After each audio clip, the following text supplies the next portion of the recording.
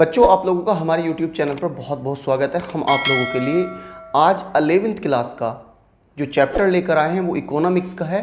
उसका नाम है आंकड़ों का प्रस्तुतिकरण। ठीक है बच्चों, हमने पिछले चैप्टर में पढ़ा था कि आंकड़ों का व्यवस्थितीकरण किसे कहते हैं और आंकड़े किस प्रकार व्यवस्थित होते हैं, चाहे वो आरोही क्रम रहा या अवरोही क्रम रहा, अपमार्जित सीरीज हुई या समावेशी हुई या खुली सीरीज हुई। तो इस तरीके से हमने आपको जो है आंकड़े व्यवस्थित करने सिखाए थे। बच्चों, इस चैप्टर में हम आप लोगों को बताएंगे कि किस प्रकार आंकड़ों को प्रस्तुत किया जाता है। तो सबसे पहली बात तो ये, आंकड़ों का प्रस्तुतिकरण क्या होता है। तो हम अगर इसकी डेफिनेशन लिखें तो हम सीधे शब्दों में लिखेंगे कि ऐसे आंकड़े, व्यवस्थित आंकड़ों को ग्राफ के जरिए या किसी भी तरीके से पेश करना, मतलब व्यवस्थित करके उनको प्रस्तुत करना प्रस्तुतिकरण कहलाता है। यूँ समझ लीजिएगा, जिससे कि कोई भी व्यक्ति सरल भाषा में उनका मतलब निकाल सके, उन आंकड़ों को समझ सके। ऐसे आंकड़ों को जो है प्रस्तुतिकरण किया जाता है। यही कारण है कि आंकड़ों का प्रस्तुतिकरण किया जाता है। मुख्य तौर पर आंकड़े जो हैं 3 प्रकार से लोकप्रिय आंकड़ों का प्रस्तुतिकरण है, जिनमें है पहला पाठ्य प्रस्तुतिकरण। पाठ्य प्रस्तुतिकरण में क्या होता है, यानी कि इसमें है ना, लिख के बात को बताया जाता है। क्या किया जाता है? लिख के बात को बताया जाता है, यानी कि आंकड़ों का वर्णन विषय वस्तु के रूप में किया जाता है। उसको एक एग्जाम्पल से आप समझ लेंगे। जैसे दिल्ली में जूता बनाने वाली कंपनियों ने जो है, कंपनी में हड़ताल थी, है ना, और 50% कर्मचारी कार्य करते पाए गए। जैसे मान लो जांच की गई, पता चला कि 50% कार्य काम कर रहे थे और शहर की 20 कंपनियों में से केवल 2 ही पूर्ण रूप से बंद थी। नहीं समझे? तो यानी कि जो आंकड़े हैं उन्हें हम लिख के, जैसे मान लो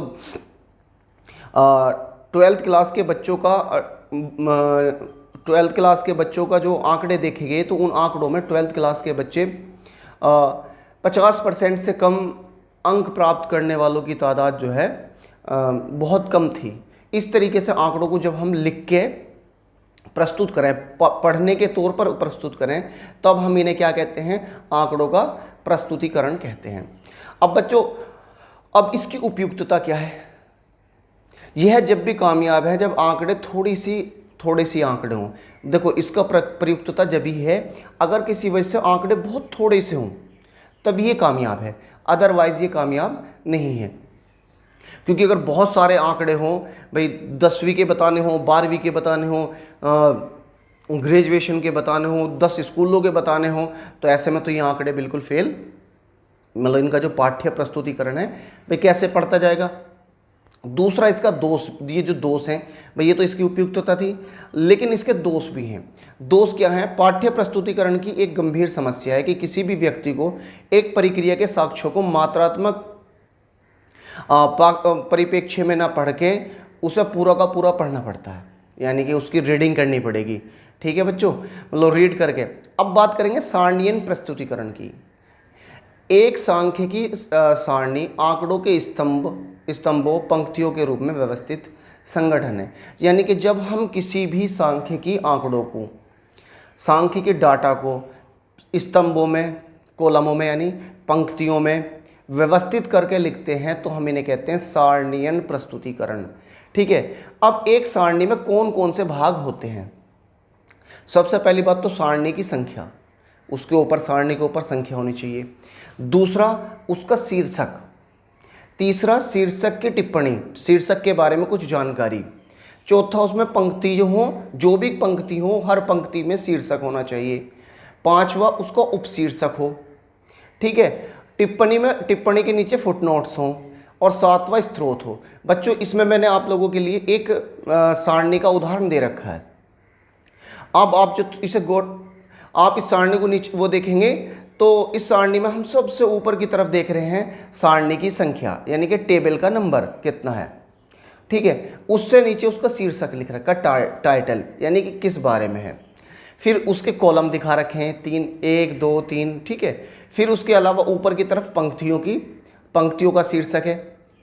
भाई इसमें पुरुष हैं, इसमें साक्षर हैं कुल, इसमें पुरुष साक्षर हैं, इसमें महिला साक्षर हैं। तो ये पूरे के पूरे कॉलम दिखा रखे हैं। फिर है इस साइड में इसकी रो दिख रखी हैं। अब इसके बाद जो नीचे की तरफ जो है टिप्पणी, बच्चों टिप्पणी में क्या होता है कि हम इसके बारे में क्या जानकारी मिली है या क्या जानकारी देना चाहते हैं। और सबसे नीचे हमें सोर्स लिखना चाहिए। बच्चों सोर्स क्या होते हैं? सोर्स वो चीज़ें हैं जिससे हमें ये पता चलता है, सोर्स वो चीज़ें हैं जिससे हमें पता चलता है कि आंकड़े हमने कहाँ से लिए हैं, यानी कि इनका इस्तेमाल क्या लिए कहाँ से गए हैं। ठीक है, तो एक सारणी के अंदर ये चीज़ें होनी चाहिए।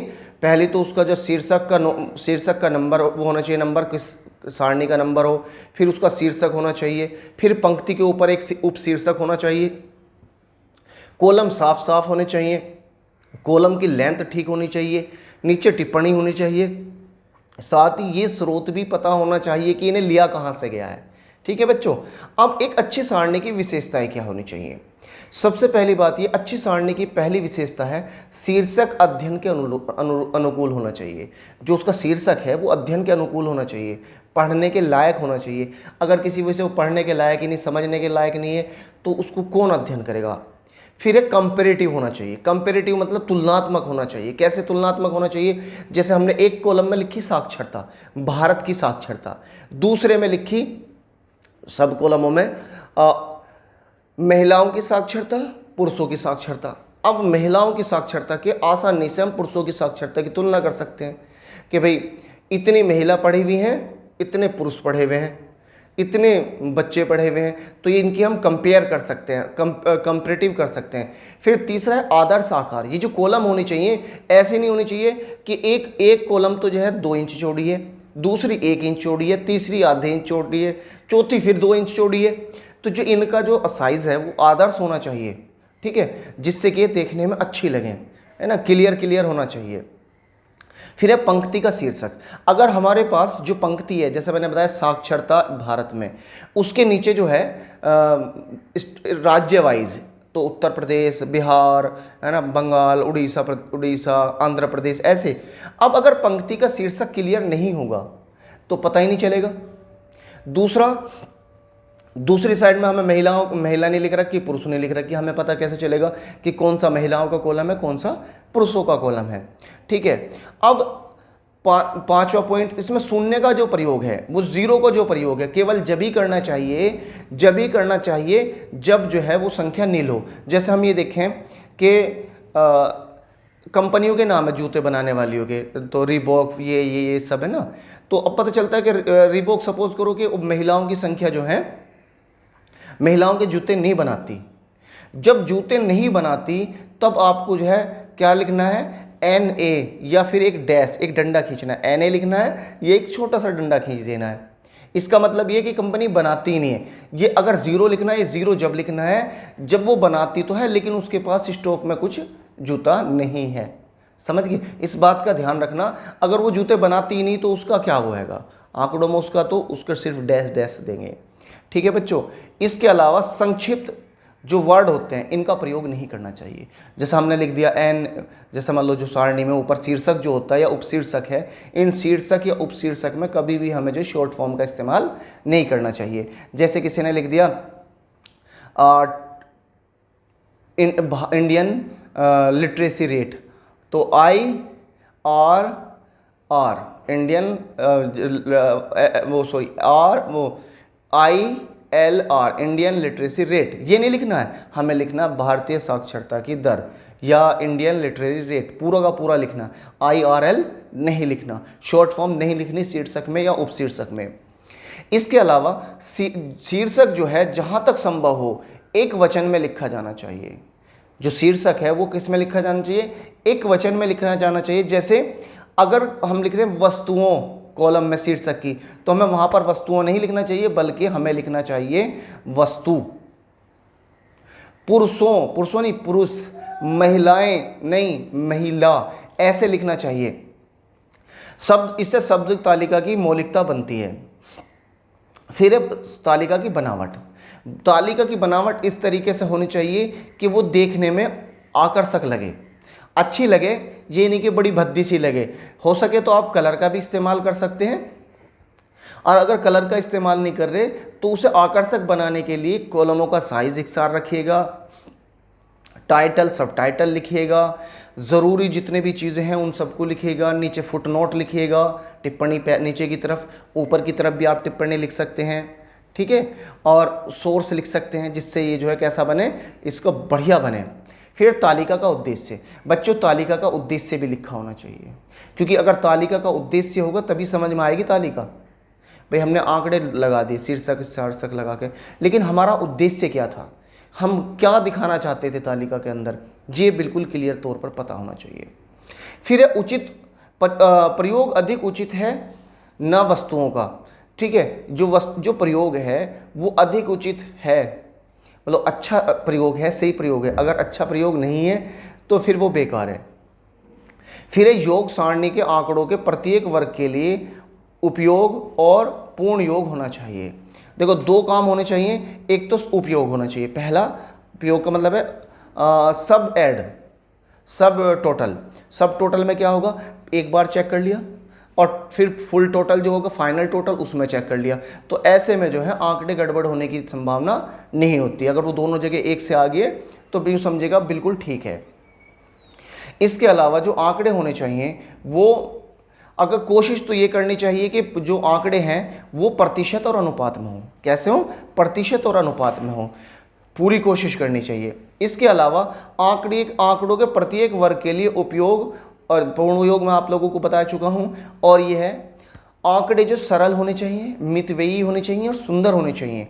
तीनों खूबी होनी चाहिए, आसान हो, समझने में आसान हो, मितव्ययी हो और सुंदर हो, ठीक है। अब बच्चों मुख्य तौर पर जो हम सारणियों का विभाजन करते हैं तो मुख्य तौर पर सारणी 3 भागों में बांट सकते हैं। 3 प्रकार की सारणी होती हैं। पहली है तालिका की मौलिकता के आधार पर सारणी, दूसरा जो है या यूँ कह सकते हैं तालिका जो है, दूसरा तालिका की बनावट के आधार पर सारणी, और तीसरा है तालिका के उद्देश्य के आधार पर सारणी। बच्चों इससे जो अगला पार्ट है उसको मैं आप लोगों को बोर्ड पर लिखकर समझाऊंगा, क्योंकि उसमें मुझे तालिका बनानी पड़ेंगी और तालिकाओं के उद्देश्य और किस प्रकार की तालिका किस काम आती हैं इसकी पूरी डिटेल्स मैं बनाऊंगा, ठीक है बच्चों। साथ ही आप इस चैप्टर को एक बार आप एनसीईआरटी की बुक से या फिर जो है किसी और बुक से जो आपके टीचरों ने सजेस्ट कर रखी हो ज़रूर पढ़ें, और उसके बाद में जो कुछ समझ में ना आए आप कमेंट्स बॉक्स में मुझसे पूछ सकते हैं। आपका कमेंट्स मुझे जो है प्रोत्साहित करता है कि मैं आप लोगों के लिए अच्छे से अच्छे वीडियो लेकर आऊँ।